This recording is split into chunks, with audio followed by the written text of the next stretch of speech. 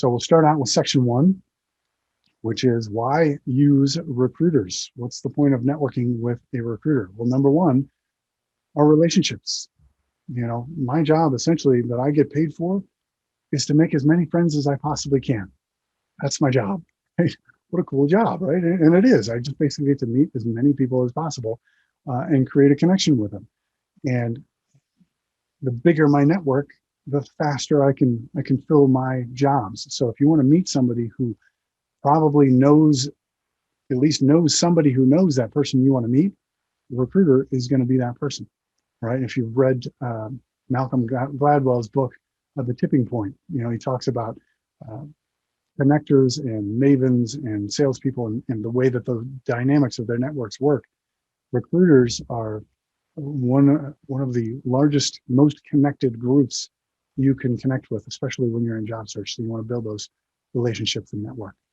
The other thing is the market insights and company insights that we have. I'll tell you, when I first got started in recruiting, I came over from financial trading. I was in the brokerage industry. For anybody who has seen the movie Boiler Room, that movie was almost exact. If that wasn't made about the firm that I worked with, I would be shocked because every detail of that movie was pretty exact. Or it's just pretty hardcore sales. And we had to call, hundreds, 300-500 people per day, and we're calling CEOs of companies, like right off the bat. And if we didn't make a sale to one of those CEOs of companies, we literally had to stand on our desks until we made a sale. And this is back, I'm talking the 90s, where literally you had, phones that were connected by cords, and things. We didn't have the cell phones going on. So we had to squat down while standing on our desks and dial these numbers.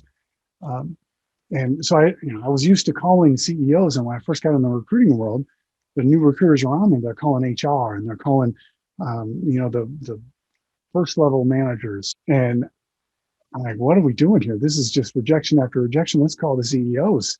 And are you crazy? You're going to call the CEO of, the largest food ingredient manufacturer in the country that's based in this area? Yeah, I'm going to do. You're going to call the CTO of one of the largest credit bureaus in the world? And yes, we're going to call them directly. In fact, I was just on a Zoom call, a video call with him this morning, like 3 hours ago. Yes, I'm going to talk directly to them. I'm going to call them. And the reason is because they're going to take my call. And they would always take my call and leverage this relationship.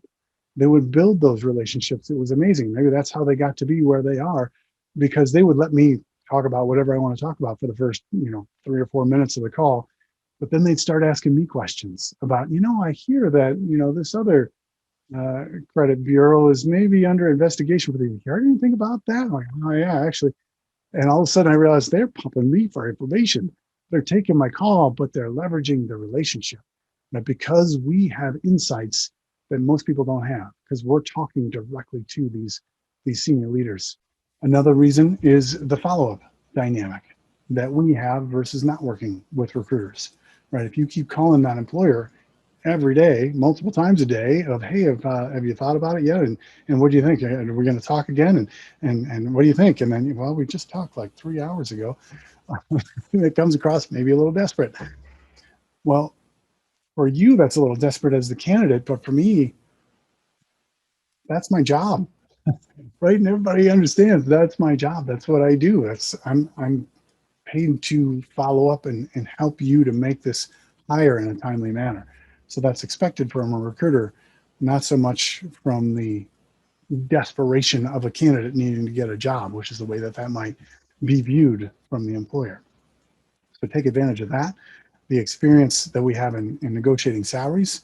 Realistically, a good recruiter is going to negotiate more salaries over the course of a month than you will over the course of your career, right? So we know how to negotiate that for you on your behalf fairly for both sides, the employer and you.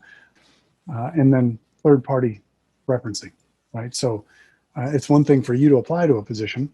They see your resume like, oh, look, here's Joe Smith. That's great. It looks like a talented person. As opposed to me handing Joe Smith's information and say, hey, here's Joe Smith. And I just got off the phone with him, and here's why I liked him for this job. Let me tell you, Like, that is a whole different feel than Joe Smith just applying directly, right? So, and if you've got those relationships, that can help you tremendously.